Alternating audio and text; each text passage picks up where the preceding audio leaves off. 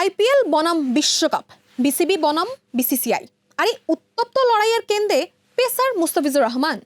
কাটার মাস্টারের বিদায় আর বাংলাদেশের বিশ্বকাপ ভাগ্য, সব মিলিয়ে দেশের ক্রিকেট কি আজ কোনো গভীর ষড়যন্ত্রের মুখে? কেন বিশ্বমঞ্চের ঠিক আগেই টাইগারদের নিয়ে শুরু হলো এই নজিরবিহীন নাটকীয়তা? পর্দার আড়ালে সেই তথ্যগুলো খুঁজবো আজ। আর পুরো অনুষ্ঠান জুড়ে আপনাদের সঙ্গে আছি আমি তাসপিয়া তাবাসসুম, এবং আমার সাথে আছে মাহফুজুল ইসলাম, ক্রীড়া সাংবাদিক। কেমন আছেন ভাইয়া? জি আলহামদুলিল্লাহ ভালো। আপনি ভালো? আলহামদুলিল্লাহ খুবই ভালো আছি। সবকিছু মিলিয়ে তাহলে আপনার দিনকাল কেমনই যাচ্ছে জানতে চাই। যাচ্ছে ভালোই, কিন্তু গতকাল রাতে একটা স্যাড নিউজ পেয়েছি। আমাদের মোহামেডানের পার সমর্থক, যিনি তার জীবনের 58টা বছর মোহামেডানের সমর্থন দিয়েই কাটিয়ে গেছেন, তার সঙ্গে আমাদের মাঠে বেশ কিছু স্মৃতিও আছে। তিনি দীর্ঘদিন ধরে অসুস্থ ছিলেন, আমাদের আতা ভাই। তিনি 80 বছর বয়সে গতকালকে ইন্তেকাল করেছেন। ইন্না লিল্লাহি ওয়া ইন্না ইলাইহি রাজিউন। এই খবরটা শোনার পর কিছুটা মন খারাপ, তাছাড়া বাকি সব ঠিকঠাক। আসলে আমরা ক্রিকেট বলেন, ফুটবল বলেন, আমরা যখন একজন প্রিয় মানুষকে হারিয়ে ফেলি সেক্ষেত্রে আসলে সবাই মন দিক থেকে ভেঙে পড়ে, এটা খুব স্বাভাবিক একটা ব্যাপার। কিন্তু যেহেতু আজকের ব্যাপারটা আসলে আমাদের মুস্তাফিজকে নিয়ে, তো আমি প্রথম প্রশ্নতে যেতে চাই ভাইয়া। চলো, যে অন্য ফ্র্যাঞ্চাইজিতে যদি মুস্তাফিজ খেলতো, তাহলে অন্য ফ্র্যাঞ্চাইজি খেললে কি মুস্তাফিজকে এত দ্রুত আইপিএল ছাড়তে হতো? এটা কমপ্লিকেটেড, বাট এর পেছনের আমার মনে হয় মুস্তাফিজের যে ঘটনাটা, এই ঘটনাটার পেছনে অনেকগুলো দিক থেকে দেখা যায়। আচ্ছা, আপনি যদি মুস্তাফিজের পাস্ট দেখেন, সানরাইজার্স হায়দ্রাবাদে খেলেছেন, আরও কয়েকটা ফ্র্যাঞ্চাইজিতে খেলেছেন। তিনি 2018 সালে পিএসএলও খেলেছেন, তারপর ডাম্বুলায় খেলেছেন, তার বিপিএল তো খেলছেনই, অনেকগুলো ফ্র্যাঞ্চাইজি খেলার তার অভিজ্ঞতা। কিন্তু এবারের যেই অভিজ্ঞতাটা, এটা নিশ্চয়ই মুস্তাফিজের জন্য সুখকর নয়, আমাদের জন্য তো নয়।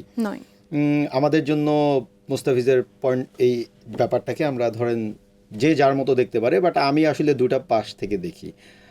মুস্তাফিজের আসলে প্রশ্নটা ছিল হচ্ছে গিয়ে কঠিন হতো কিনা অন্য ফ্র্যাঞ্চাইজি থেকে। হয়তো বা এত কঠিন হতো না যদি আমার দিক থেকে বলি, কারণ আমি এটাকে টোটালটাই দেখি ভারতের ইন্টারনাল রাজনীতির একটা বলি হয়েছেন আমাদের মুস্তাফিজ। নাথিং, আমার কাছে মনে হয় না এর বেশি কিছু। বাট এই খেলার মাঝখানে কি রাজনীতি আসাটা কতটা যৌক্তিক আপনার কাছে মনে হয়, একজন ক্রীড়া সাংবাদিক হিসেবে আপনার? আমার কাছে হচ্ছে গিয়ে খেলাটাই রাজনীতি। আপনি বলেন যে সবাই বলে যে খেলার মধ্যে রাজনীতি আনা ঠিক না, but sports is a big diplomacy. আমি আপনাকে একটা এক্সাম্পল দিই। 2010 সালের ফিফা ওয়ার্ল্ড কাপের বিডিং হচ্ছিল।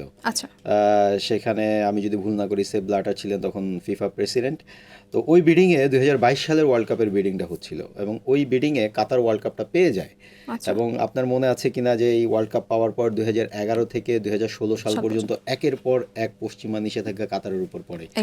এবং এরপর কিন্তু হচ্ছে গিয়ে আরবের রাজনীতিতে একটা বড় পরিবর্তন ঘটে, সৌদির রাজনীতিতে পরিবর্তন ঘটে, ইভেন শুধু তাই না, কাতার রাজ পরিবারে একটা বড় পরিবর্তন ঘটে। শেখ তামিম আল থানি, এখন যিনি হচ্ছে গিয়ে কাতারের আমির, তিনি টেক ওভার করেন তার বাবার কাছ থেকে, এবং পরবর্তী সময়ে কাতার ওয়ার্ল্ড কাপটা সাকসেস করার জন্য তারা $29 বিলিয়ন সেখানে ইনভেস্ট করে।